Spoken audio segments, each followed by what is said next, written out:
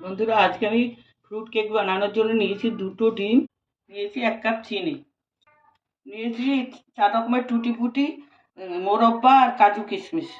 ময়দা দিয়ে মাখিয়ে নিচ্ছি, ডিমগুলো চিনির সাথে মিশিয়ে নিচ্ছি। এখানে 2 কাপ নিয়েছি ময়দা, 1 চামচ নিয়েছি বেকিং পাউডার, 1 চামচ নিয়েছি লেবুর খোসা, হাফ কাপ দিয়ে দিচ্ছি দুধ, হাফ কাপ দিয়ে দিচ্ছি রিফাইন্ড অয়েল, দিয়ে দিচ্ছি এই 2 পিস লেবুর রস। তেল, ডিম, দুধ ফেটানো হয়ে গেছে, এবার ময়দাটা মিশিয়ে নিচ্ছি। আমার ব্যাটারটা ফেটানো হয়ে গেছে, এবার ফ্রুটসগুলো ঢেলে দেবো। ফ্রুটসগুলোকে ঢেলে দিচ্ছি, লেবু দেওয়ার জন্য কেকটা ফুলবে। ব্যাটারটা ঢেলে নিচ্ছি, প্যানটাকে 5 মিনিটের জন্য গরম করে নিয়ে ব্যাটারটা দিয়ে দিই। লো ফ্লেমে 1 ঘন্টার জন্য ঢেকে রাখবো।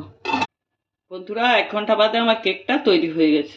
লেবু আর বেকিং পাউডার দেওয়ার জন্য কেকটা দেখুন কতটা স্পঞ্জি হয়েছে।